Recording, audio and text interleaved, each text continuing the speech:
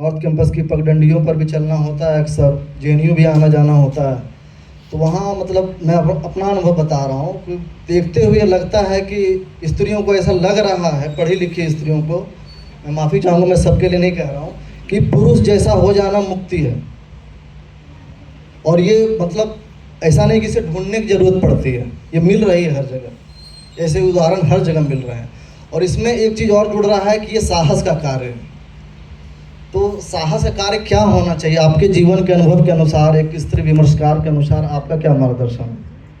Okay, सर्वप्रथम मैं महामना की बगिया के सभागार में उपस्थित समस्त शिक्षाविद को और मैं नमन करती हूँ, प्रणाम करती हूँ और शोधार्थी छात्रों को अपना पूरा स्नेह देती हूँ।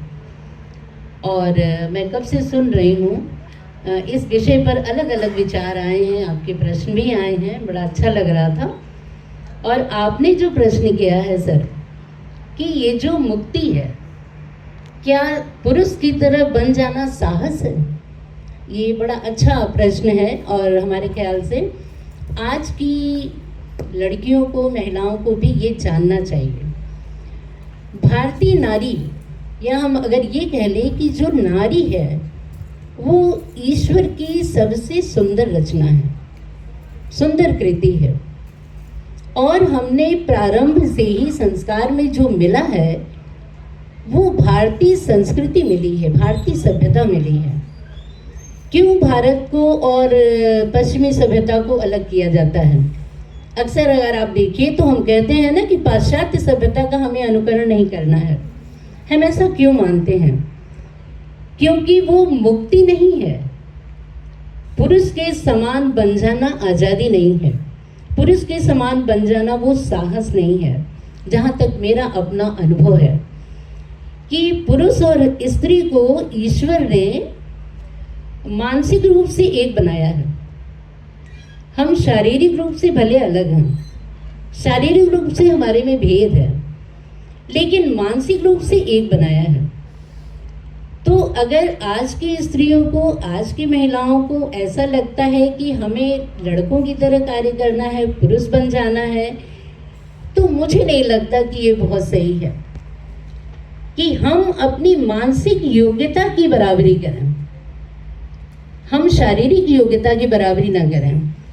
जैसे अगर हम आज की जितनी भी उच्च पदों पर आसीन महिलाएं हैं उनको हम देख लें, चाहे वो प्रतिभा पाटिल रही हों, चाहे वो द्रौपदी मुर्मू रही हों, चाहे इंदिरा गांधी रही हों, कल्पना चावला रही हों, या सुनीता विलियम्स, और भी ऐसे बहुत सारे नाम हैं। या अगर हम प्राचीन काल में जाएं तो क्या आपने गार्गी का नाम सुना है, मैत्रेयी का नाम सुना है, लोपामुद्रा का नाम सुना है?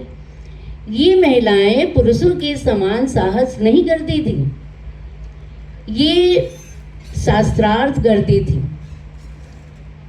ये अपने शास्त्रों से, अपने ज्ञान से सबको पराजित करती थी, वहाँ पर वो बराबरी करती थी।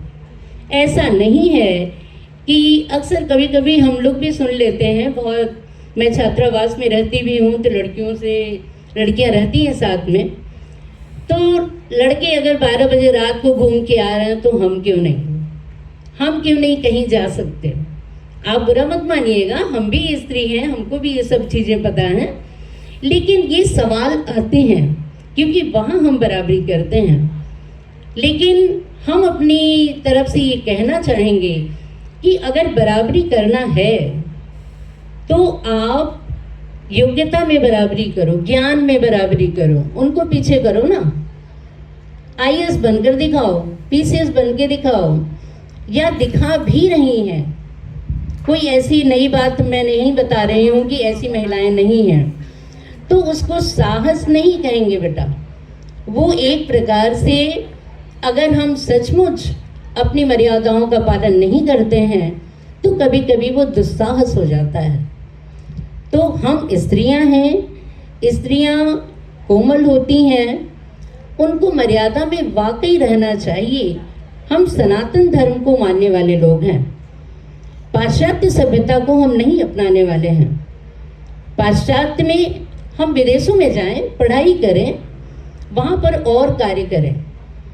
लेकिन हम ये नहीं कहें कि हम 1 बजे रात को ही घूम कर आएंगे, तो उसको आप साहस नहीं कर सकते। मेरे विचार से वो साहस नहीं है।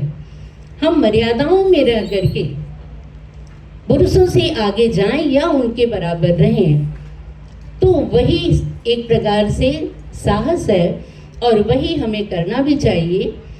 पाश्चात्य संस्कृति को हम न सीखें तो ज़्यादा अच्छा है, क्योंकि वो हमको सीख रहे हैं, वो हमारा अनुकरण कर रहे हैं।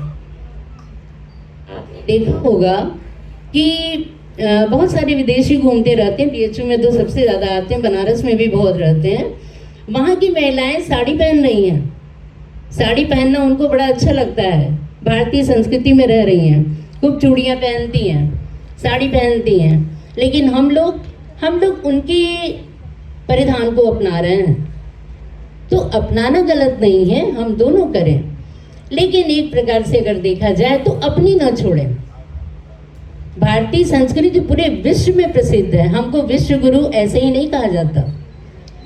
तो चाहे महिलाओं के लिए हो चाहे पुरुषों के लिए ठीक है हो। मैम।